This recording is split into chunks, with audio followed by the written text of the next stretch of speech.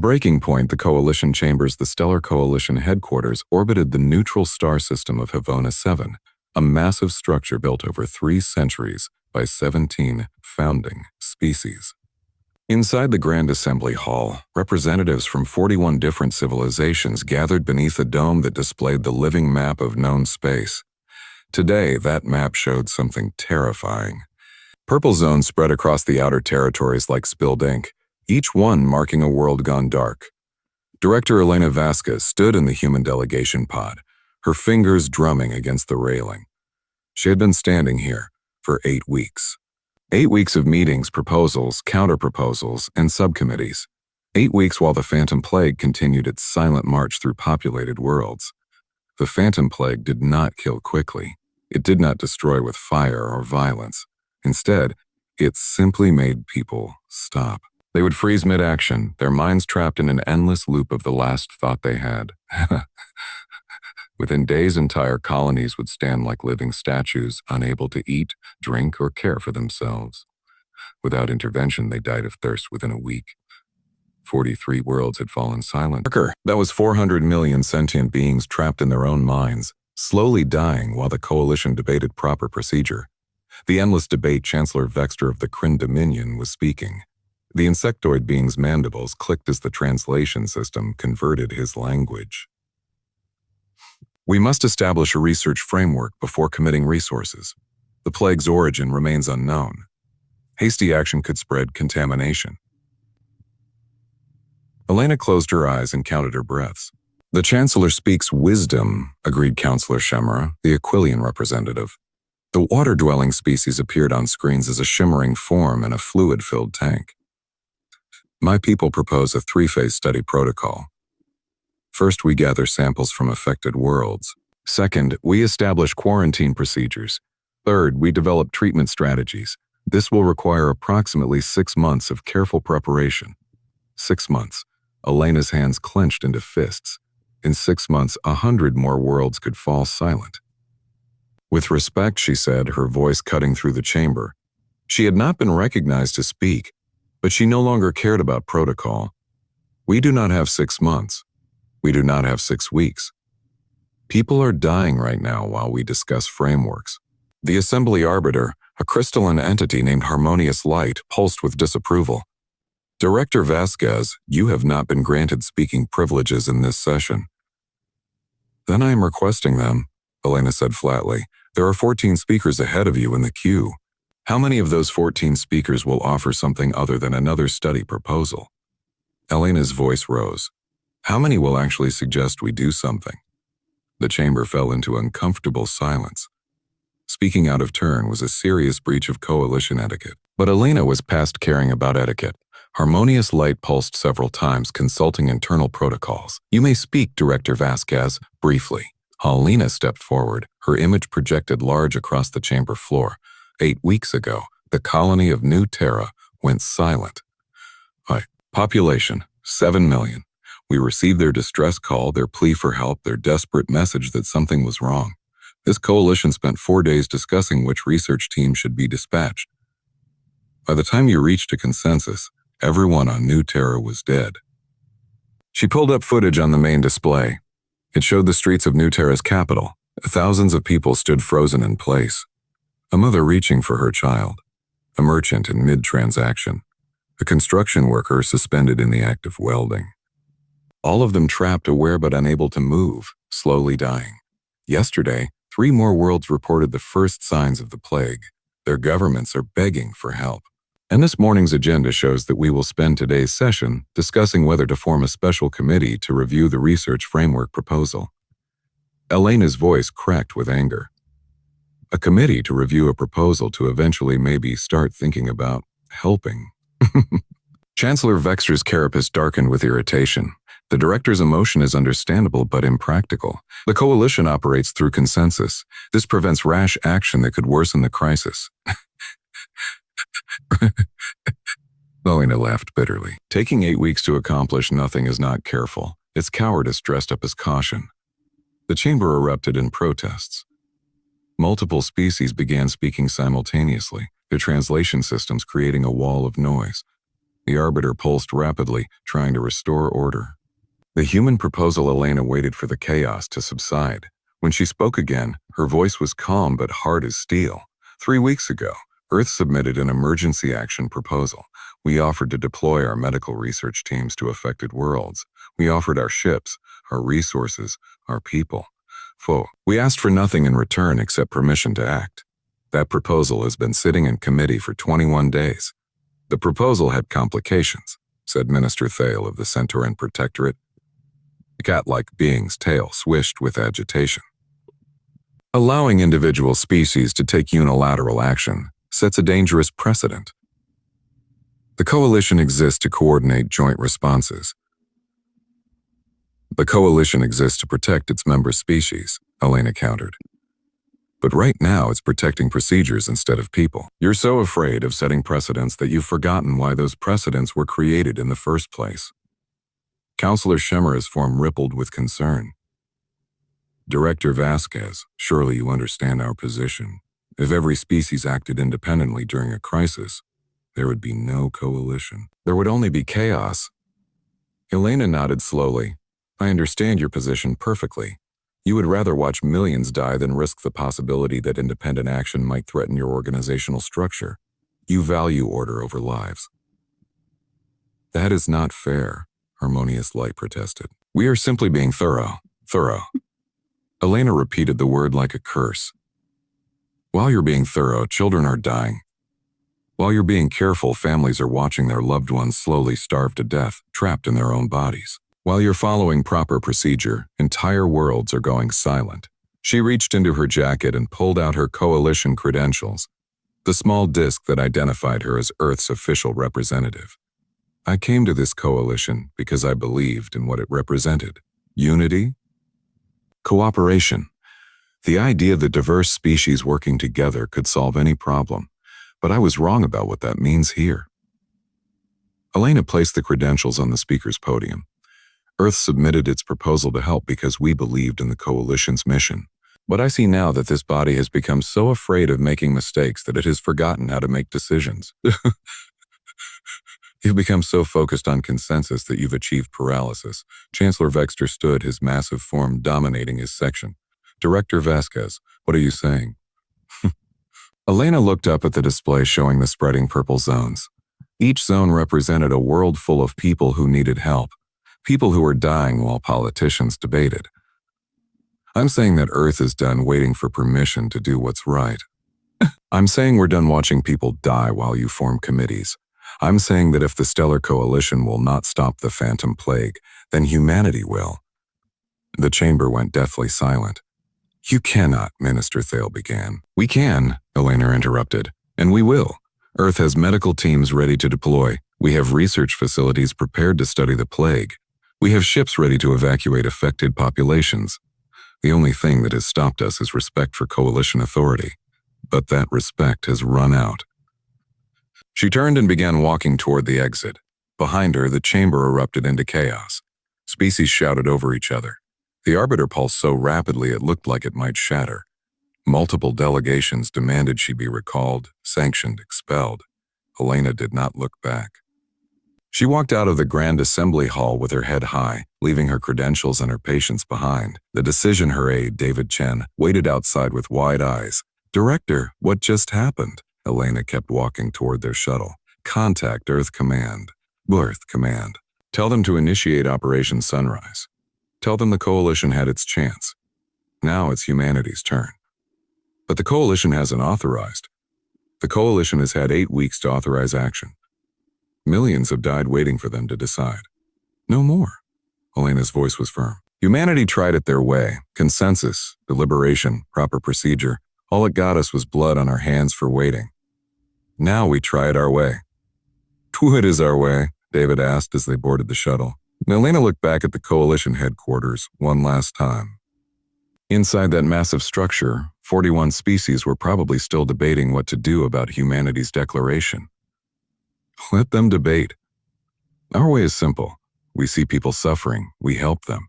We see a problem, we solve it. And if someone tells us we need permission to save lives, we tell them exactly what I told the coalition. The shuttle lifted off. leaving the coalition headquarters behind. Fine, Alina said quietly. We'll do it ourselves. The human response back on Earth, at the Global Medical Command Center in Geneva, Dr. Michael Zhang received the authorization code he had been waiting for. Around him, hundreds of researchers and medical personnel looked up from their stations. All teams begin deployment procedures. The command center erupted into controlled chaos. Teams that had been on standby for weeks suddenly sprang into action. Medical ships powered up their engines. Research teams grabbed their equipment. Evacuation vessels prepared for launch. Dr. Zhang had spent his entire career studying neurological disorders. He was 53 years old, had won 2 Nobel Prizes, and had personally trained half the neurologists currently practicing medicine. He was also the man who had argued most strenuously against waiting for coalition approval. Sir, his assistant, Dr. Sarah Johnson, approached with a tablet. We're receiving confirmation from all teams. Medical Group Alpha is launching toward the Deneby colonies. Beta Group is heading for the Kepler sector. Gamma Group is mobilizing toward the Outer Rim worlds. Good. Zhang pulled up a holographic display showing affected worlds. What about our research stations? All 15 stations are activating emergency protocols. They're prepared to receive samples and begin immediate analysis. Sarah paused. Sir, the coalition is going to be furious. We're violating about 20 different treaties. Zhang looked at the display. Each dot represented millions of people trapped in their own minds, dying slowly. Then let them be furious. I didn't become a doctor to follow rules. I became a doctor to help people. If the coalition wants to censure us for saving lives, they're welcome to try. He turned to address the entire command center. Listen up, everyone. What we're about to do breaks every protocol the coalition has established. We're going to work without their oversight. We're going to experiment without their approval. We're going to try treatments that would never pass their safety review boards. Some of what we try will fail. Some might even make things worse. But we're going to try because trying and failing is better than sitting around watching people die while we wait for permission. The room fell silent, then erupted in applause. These were people who had spent weeks watching the plague spread while bureaucrats debated. They were ready to act. Captain Rachel Torres stood in the bridge of the medical ship Nightingale, watching her crew prepare for departure. She was 34 years old, had served in Earth's fleet for 12 years, and had never expected to lead a mission that violated interstellar law.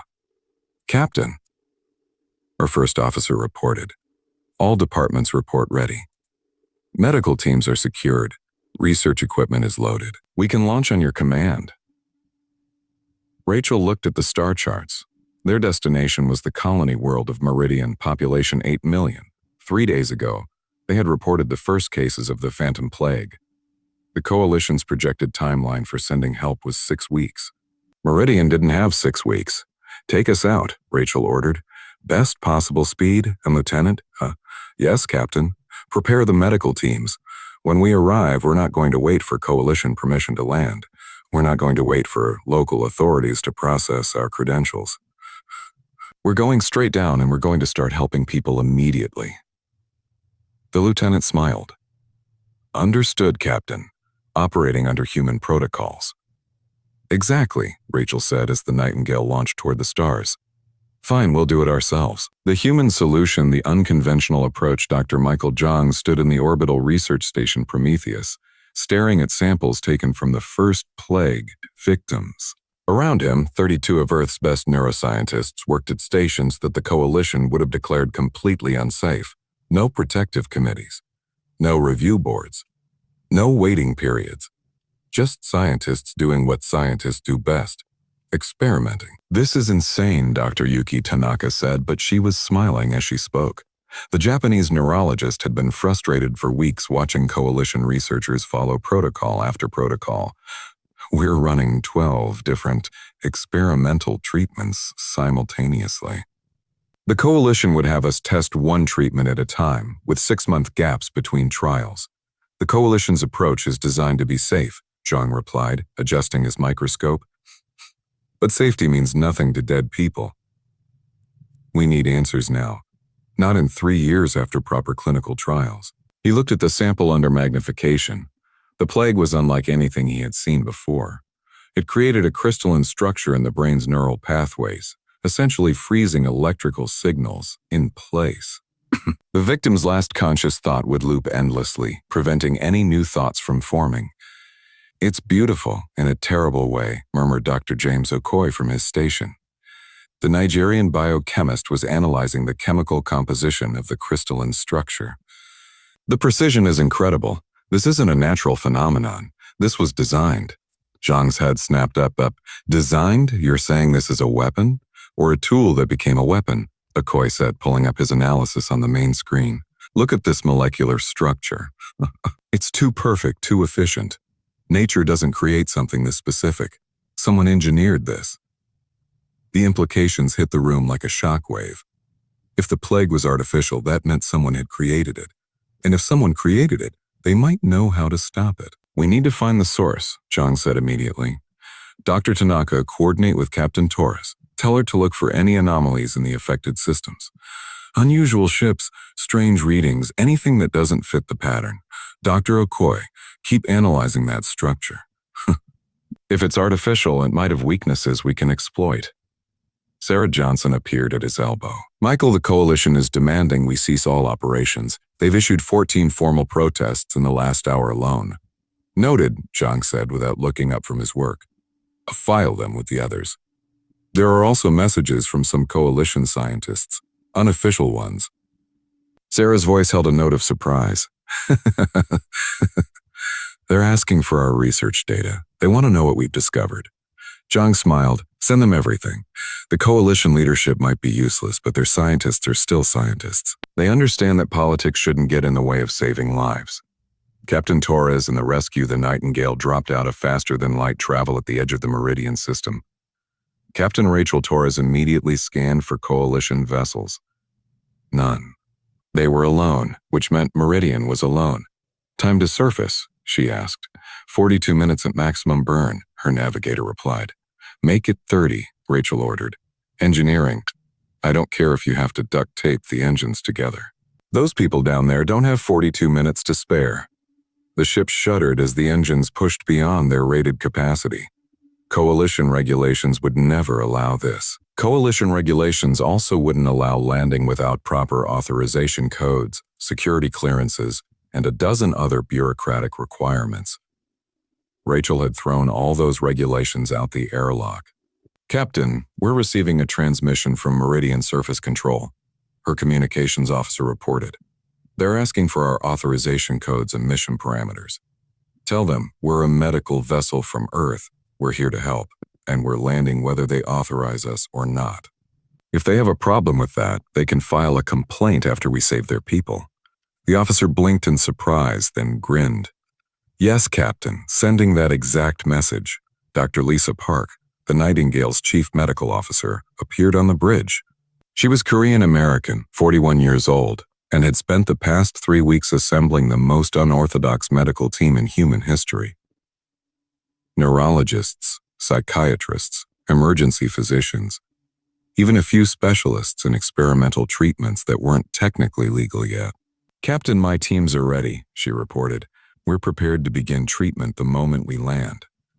"What's the plan?" Rachel asked. Lisa pulled up a holographic display. "The coalition's approach would be to study the plague victims, document their symptoms, collect data, and then slowly develop treatments. That takes months. We don't have months, so we're trying something different." She highlighted several areas on the display. "We're going to attempt neural disruption therapy. Basically, we're going to use electromagnetic pulses to break up the crystalline structures in the victims' brains. It's never been tested. It might not work. It might even cause damage. But doing nothing definitely leads to death, so we're going to try." Rachel nodded.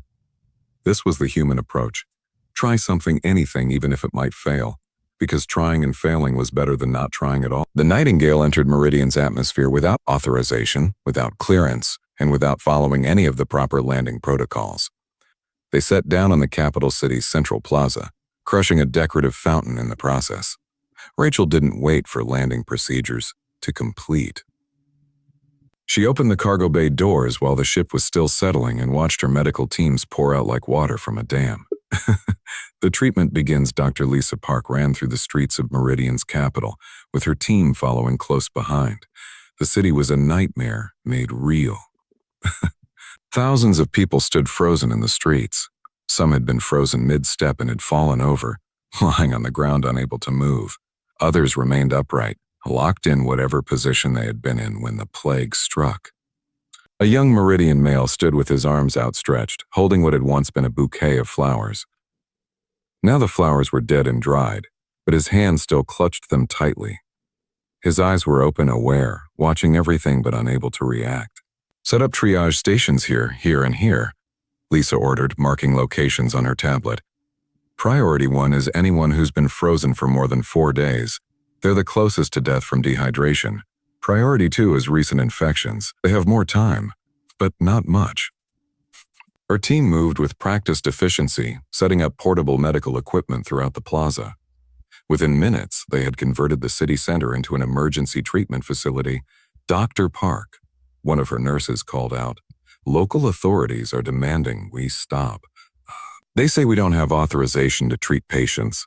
Lisa looked up at the frozen people surrounding them, hundreds of them, maybe thousands, all slowly dying while bureaucrats worried about authorization.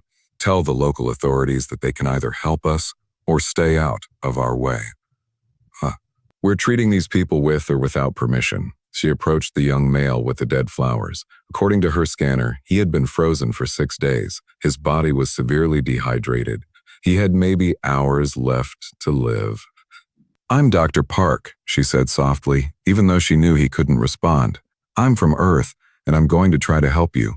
This is going to hurt, and I won't lie, it might not work, but I'm going to try." She positioned the neural disruption device against his temple. The device hummed as it charged. Coalition medical ethics would require months of testing before using such a device on a living patient. Lisa had tested it exactly once on a lab simulation. "Here goes nothing," she muttered and activated the device. The electromagnetic pulse was invisible, but its effect was immediate. The young male's body jerked violently. His eyes went wide with pain. Then suddenly, his hands opened and the dead flowers fell to the ground. He gasped, sucking in air like a drowning man breaking the surface. His body collapsed and Lisa caught him as he fell. "Water," she called out. "Get me water and a nutrient wiper now." The young male's eyes focused on her face. His mouth moved, trying to form words. How? "I didn't follow the rules," Lisa said with a tired smile. "That seems to be humanity's specialty lately."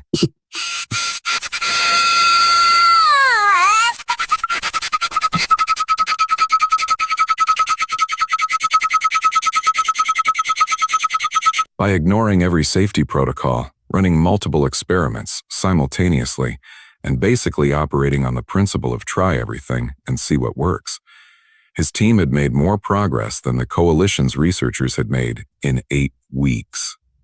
"We've identified the plague's mechanism," Dr. Okoye announced, exhaustion and excitement mixing in his voice. "It's a nanocrystalline structure that responds to specific neural frequencies. When it detects concentrated thought patterns, it locks onto that frequency and crystallizes around it." "Meaning?" Zhang asked. "Meaning the more you think about something, the more likely you are to get frozen thinking about it. It's designed to target focused consciousness." Okoye pulled up molecular models. But here's the interesting part. The crystalline structure has a resonance frequency. If we can match that frequency and then disrupt it, we can shatter the crystals without damaging the brain tissue, Zhang finished. "Dr. Tanaka, can we generate that frequency?" The Japanese scientist was already working on her console. "Give me 3 hours and I can build a device that generates the exact counter frequency. But Michael, there's something else you need to see." She pulled up a star chart. "We've been tracking the plague spread pattern. It's not random. Every affected world is located along a specific trade route, and all the infections started near spaceports or trading hubs. Zhang studied the pattern. Someone is deliberately spreading this." "More than that," Tanaka said grimly. "I compared the infection timeline with shipping records. There's one ship that was present at every single affected world within days of the first outbreak. A cargo vessel registered to the Vexen Corporation. Are the Vexen deliberately spreading the plague? Sarah asked, horrified. Chung said slowly. I think they're unknowingly carrying it. The plague was designed to spread through trade routes using merchant ships as vectors. It's elegant in a horrible way. By the time anyone notices the outbreak, the carrier ship has already moved on to the next system. He stood up. We need to find that ship. If we can stop it, we can stop the plague spread. And if we can capture a sample from the source before it's been activated, we might be able to develop a vaccine.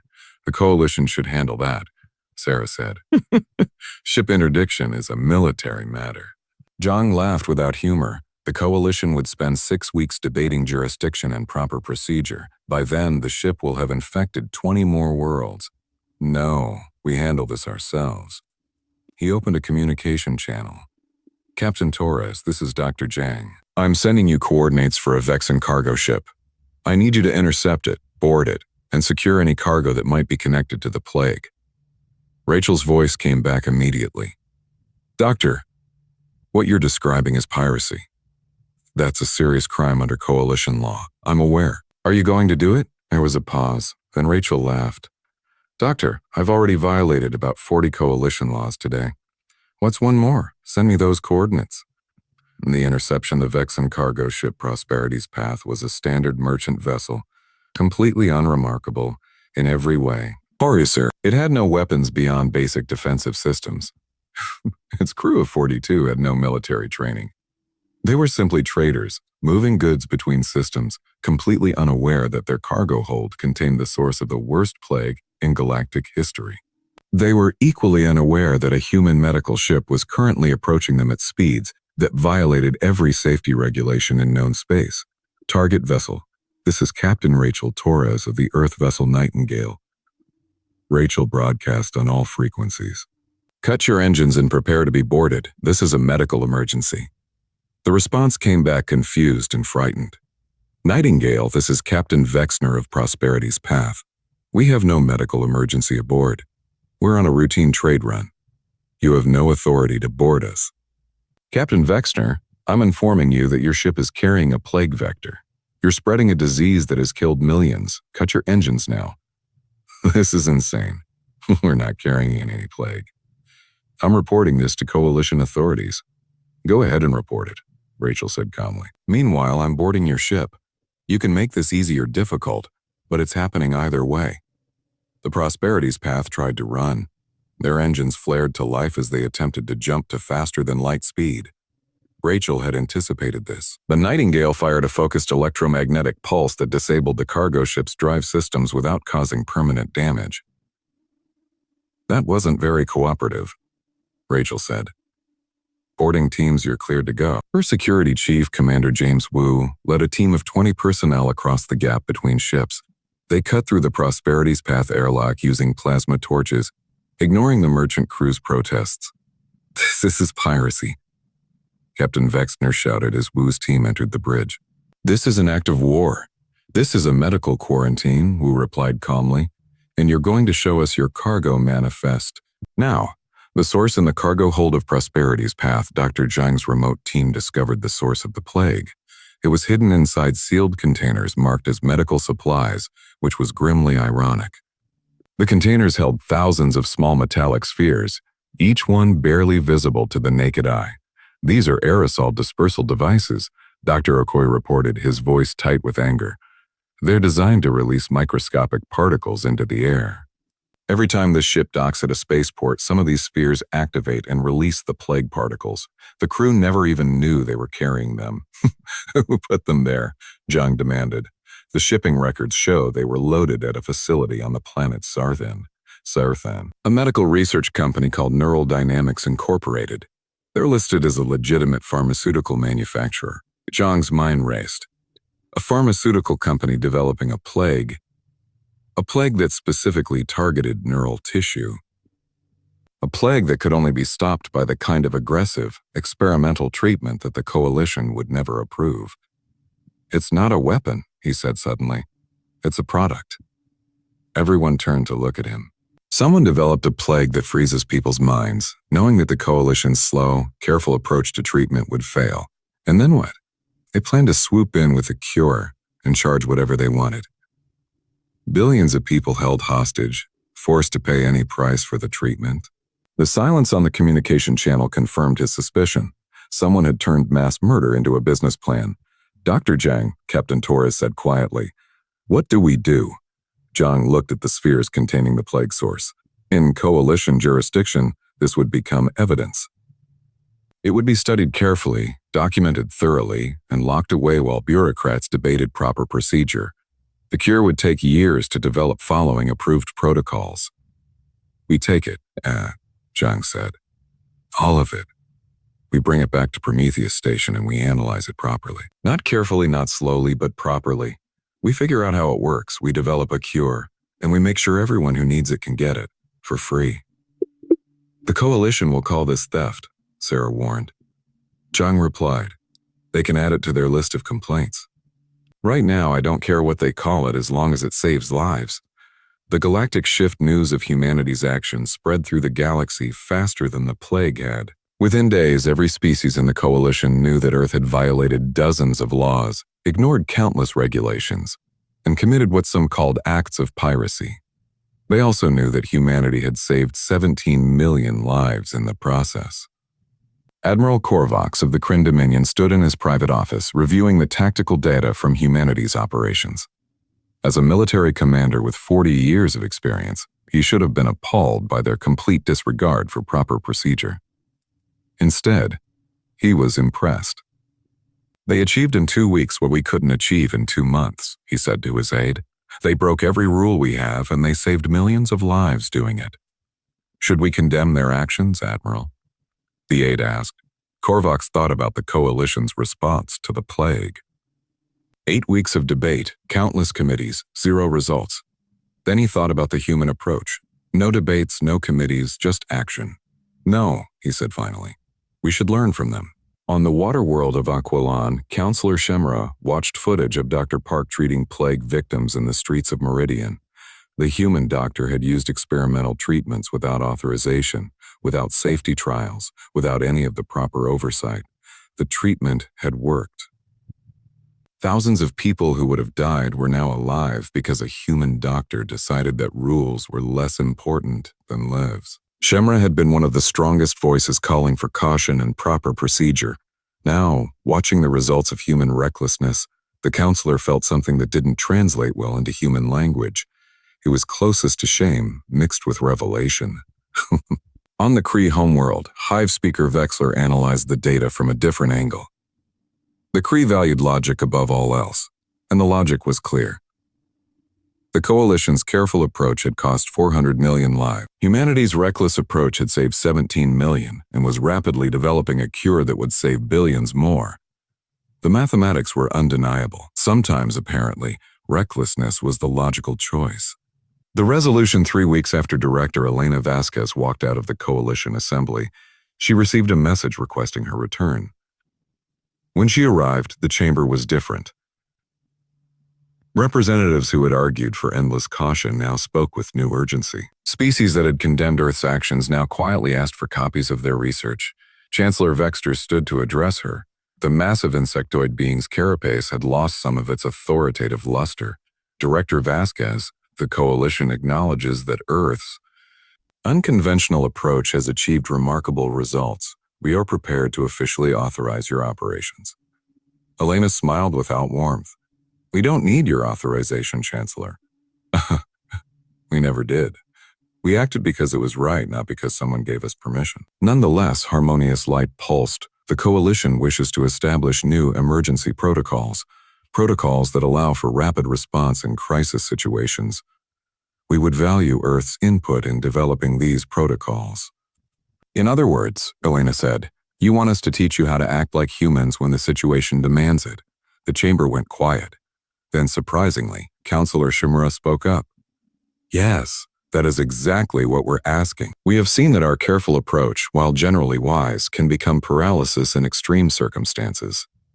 We need to learn how to recognize when rules must be broken for the greater good.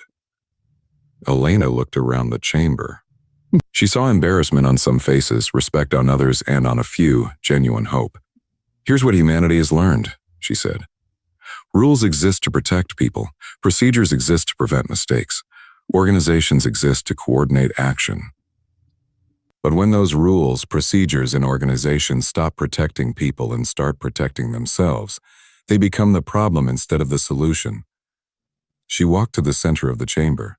We don't break rules because we're reckless. We break them because we pay attention to what matters. When someone is dying and the rule book says to wait for approval, we recognize that following the rules would be wrong. When protocols prevent us from helping people, we recognize that the protocols need to change. This sounds like chaos, Minister Thale said quietly. It is chaos, Elena agreed. It's messy and imperfect, and sometimes we make mistakes. But it's better than the alternative. Better than watching people die while you have the power to help them, but choose not to because proper procedure hasn't been followed. She picked up her credentials from where she had left them 3 weeks ago. If the coalition wants to learn from humanity, here's lesson 1.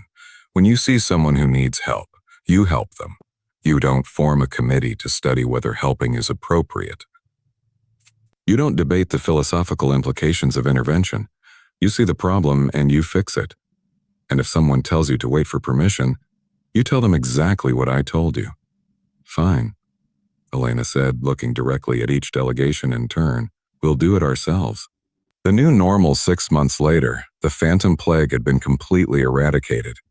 Dr. Zhang's team had developed a cure that was distributed freely across the galaxy. Captain Torres had trained coalition officers in what they called human-style rapid response tactics. Dr. Park had established dozens of emergency medical stations that could operate without bureaucratic oversight. The coalition still debated. They still formed committees. They still followed procedures, but now they also had an emergency protocol. When a crisis arose that required immediate action, they could invoke what became known as the human option. It meant permission to act first and justify later. It meant breaking rules when rules got in the way of saving lives. It meant recognizing that sometimes the only proper response to a crisis was to stop talking and start doing. The galaxy learned to respect humanity for many reasons. Human technology, human diplomacy, human creativity. But they learned to fear one thing above all else. The moment when a human looked at an impossible situation and said those 4 terrifying words, "Fine, I'll do it myself." Because when humans said that, when they decided that waiting for permission was the same as accepting failure, when they chose action over caution and results over procedure, things happened. Rules got broken. Protocols got ignored, bureaucrats got very upset, and problems got solved. The galaxy learned that chaos had its place, that sometimes recklessness was the wisest choice, that occasionally the proper response to a crisis was to throw the rulebook out the window and simply do whatever it took to make things right. They learned that humans didn't ask permission to be heroes or to croons. They just saw people who needed help and helped them, regardless of what the rules said, regardless of what proper procedure demanded, regardless of whether they had authorization or approval or official sanction. And if the galaxy didn't like it, if the coalition protested, if bureaucrats complained about violated protocols and broken regulations, humans had a simple response. Fine, we'll do it ourselves.